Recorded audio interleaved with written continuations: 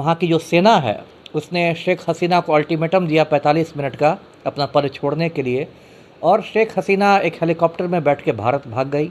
इस देश में एक दुष्प्रचार अभियान भी चलाया जाता है, खासकर व्हाट्सएप यूनिवर्सिटी पर बीजेपी के आईटी सेल के द्वारा। वो कहीं की तस्वीर कहीं पर लगा के कहीं चला देंगे, है ना। बांग्लादेश में जो घटनाएं हुई हैं ना, उससे यदि किसी को सबसे ज़्यादा चिंतित होने की ज़रूरत है ना, तो वो नरेंद्र भाई दामोदर दास मोदी हैं। जिस तरह की शेख हसीना में जो तानाशाही प्रवृत्तियां आ गई थी 15 साल तक सत्ता सुख भोगते भोगते, कुछ वैसी ही तानाशाही प्रवृत्तियां हमारे मोदी जी में भी हैं।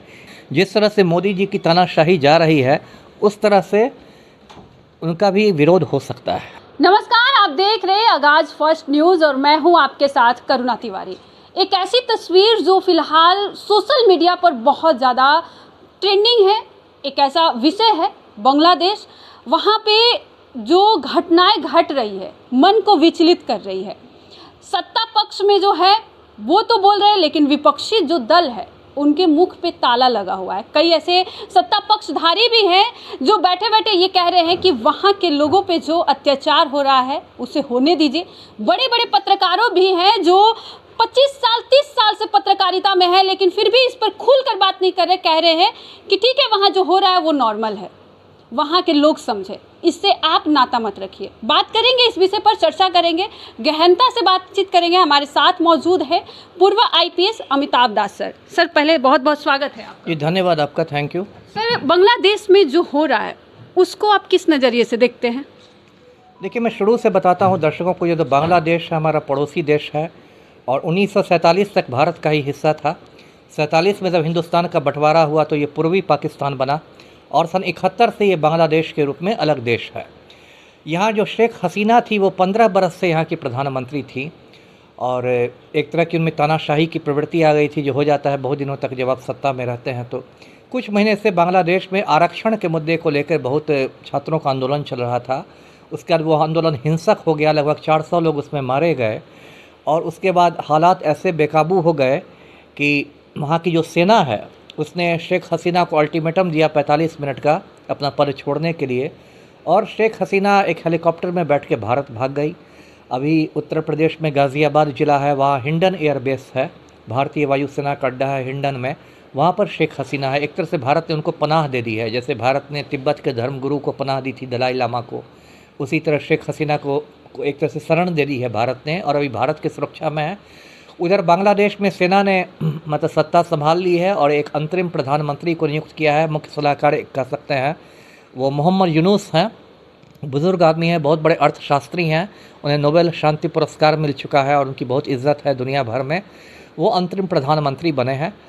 और उसके बाद जब होता है किसी भी देश में, जब ऐसी अराजक स्थिति आती है तो गुंडे मवाली लोग उसमें अपनी अपनी रोटी सेकने लगते हैं। वही बांग्लादेश में भी हुआ है, वहाँ कुछ लूटपाट की घटनाएं हो रही है, आगजनी हो रही है, रेप हो रहा है, ये सब भी हो रहा है जो नहीं होना चाहिए था। लेकिन मैं उम्मीद करता हूँ कि मोहम्मद यूनुस के आने के बाद वहाँ स्थितियाँ फिर से सामान्य होंगी। जी सर, बहुत सारी तस्वीरें हैं जो विचलित कर रही है फिलहाल, स्पेशली वहाँ पे विशेषकर हिंदू महिलाओं को टारगेट किया जा रहा है, मंदिरों को टारगेट किया जा रहा है। ऐसा क्यों है सर? देखिए, इसमें दो तीन बातें। एक तो मैंने कहा कि गुंडे मवाली लोग मतलब हर जगह आ जाते हैं, हिंदुस्तान में भी गुंडे मवाली हैं बहुत, वहाँ भी हैं। तो वो लोग करते हैं ऐसा जो नहीं होना चाहिए। किसी भी समुदाय पर, हिंदू हो मुसलमान हो, किसी पर निशाना नहीं साधना चाहिए, वो तो गलत है, कोई समर्थन नहीं कर सकता। दूसरी बात ये भी है कि इस देश में एक दुष्प्रचार अभियान भी चलाया जाता है, खासकर व्हाट्सएप यूनिवर्सिटी पर बीजेपी के आईटी सेल के द्वारा। वो कहीं की तस्वीर कहीं पर लगा के कहीं चला देंगे, है ना, ऐसा भी होता है। लेकिन सर, अभी तो फिलहाल फेसबुक पे या ट्विटर पे जो ट्रेंड कर रहा है कि महिलाओं को उठाया जा रहा है, डीडी नेशनल पे भी, डीडी न्यूज़ पे भी दिखाया गया सर। डीडी न्यूज़ तो भारत सरकार का ही चैनल है। मैं उस पर ये कहने वाला हूँ, देखिए इसमें गोदी मीडिया और डीडी न्यूज़ तो खैर भारत का ही, सरकार का ही चमचा चैनल है। इन लोग का एक ये एजेंडा है, जिस एजेंडा से मैं लोगों को सावधान करता हूँ। ये लोग बांग्लादेश में इन सब चीज़ों को दिखाकर हिंदुस्तान के मुसलमानों, ये हिंदुओं को भड़काना चाहते हैं, है ना, जिससे कि हिंदुस्तान के हिंदू भड़क जाए, फिर इंडिया में भी वैसे ही दंगे शुरू हो जाएं, और फिर इनका वो शुरू हो जाए कि हिंदू खतरे में और मोदी जी ही उसको बचाएंगे वगैरह वगैरह। और इसी बहाने कहीं ना कहीं मोदी की नाकामियों से भी जनता का ध्यान भटकाना चाहता है।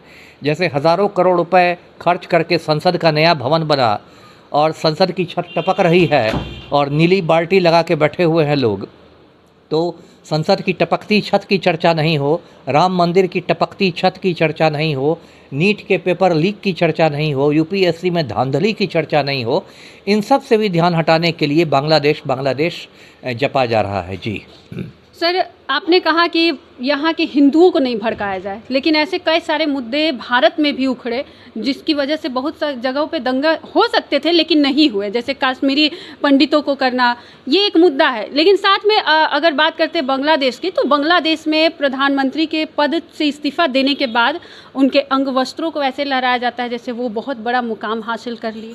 क्या ये उनकी मतलब विचारधारा प्रकट हो रही है? नहीं, ये तो खैर घटिया बात है। ये तो देखिए हर जगह गुंडे मवाली होते हैं और ये तो उनकी सोच दिखाती है, जो एक पुरुषवादी सोच है कि महिला का मतलब ये करो, अपमानित करो, ये तो निंदा की जाएगी। इसको कोई सभ्य समाज में ये स्वीकार नहीं है। आप किसी से आपको सैद्धांतिक मतभेद हो सकता है, लेकिन इस तरह से घर में घुस के और कपड़ों को लहराना, ये सब तो क्या एक विकृत सोच है। वैसे लोग हिंदुस्तान में भी हैं, बांग्लादेश में भी, दुनिया भर में विकृत सोच वाले लोग हैं। देखिए बांग्लादेश में जो घटनाएँ हुई हैं ना, उससे यदि किसी को सबसे ज़्यादा चिंतित होने की ज़रूरत है ना, तो वो नरेंद्र भाई दामोदर दास मोदी हैं। क्यों सर? इसलिए कि जिस तरह की शेख हसीना में जो तानाशाही प्रवृत्तियां आ गई थी 15 साल तक सत्ता सुख भोगते भोगते, कुछ वैसी ही तानाशाही प्रवृत्तियां हमारे मोदी जी में भी हैं। इनके साथ भी है कि ओ इसने मेरा विरोध किया, इस पर ईडी का रेड करवा दो, इसने विरोध किया, इसको सीबीआई का नोटिस भेज दो, इसने विरोध किया, इसको तिहाड़ जेल भेज दो, इसने विरोध किया, इसकी पार्टी को तोड़ दो, इसने ये किया, इसको बर्खास्त कर दो, इसने किया, इसको फंसा दो। तो वही तानाशाही प्रवृत्तियां हैं। तो देखिए तानाशाही चलती है, कुछ समय तक लोग डरते हैं, फिर ये होता है, लेकिन उसके बाद जब एक बार कहते हैं ज्वालामुखी का विस्फोट होता है ना, तो फिर सब कुछ खत्म हो जाता है। जैसे बांग्लादेश में जो घटनाएं हुई हैं, दर्शकों को याद होगा 2 साल पहले ऐसी घटनाएं श्रीलंका में हुई थी। श्रीलंका का राष्ट्रपति था गोटाबाया, बहुत भ्रष्ट आदमी था। ऐसे ही तानाशाही प्रवृत्तियां आ गई थी। सर कोलंबो में क्रांति हो गई, हज़ारों लोग घुस गए उसके राष्ट्रपति आवास में, लोग स्विमिंग पूल में नहाने लगे, गोटाबाया सर पर पैर रख के भागा। श्रीलंका भी भारत का पड़ोसी देश है। अब दूसरा बांग्लादेश में हो गया। लगता है तीसरा नंबर कहीं ऐसा ना हो कि मोदी जी के साथ हो जाए, क्योंकि यहाँ भी करोड़ों बेरोजगार हैं इस देश में भी। और मोदी कभी उनको अग्निवीर की बात करते हैं, पकौड़े तलवाते हैं, कभी नीट का पेपर लीक होता है, कभी यूपीएससी में धांधली होती है। उनका भी फ्रस्ट्रेशन बढ़ता ही जा रहा है। तो किसी मुद्दे पर यदि कल भारत में वैसी जन क्रांति हो जाए तो कोई आश्चर्य की बात नहीं है। जी अच्छा सर, सलमान खुर्शीद का कहना है, जो कांग्रेस के बड़े नेता है, कि ऐसा हिंदुस्तान में भी बहुत जल्द हो जाएगा, संभव है। क्या वो चाहते हैं कि जो बांग्लादेश में हो रहा है वो यहाँ पर भी हो? देखिए जल्द का तो मैं नहीं कह सकता, जल्द तो नहीं कह सकता कि तुरंत हो जाएगा, लेकिन जिस तरह से मोदी जी की तानाशाही जा रही है उस तरह से उनका भी विरोध हो सकता है। अब जरूरी नहीं कि वो विरोध हिंसक ही हो। जैसे किसानों का आंदोलन इस देश में हुआ था, 13 महीने तक चला, 700 किसान शहीद हुए, राकेश टिकैत के नेतृत्व में मोदी को झुकना पड़ा, कृषि कानून वापस लेने पड़े। तो अहिंसक आंदोलन था, लेकिन बहुत बड़ा जन आंदोलन था।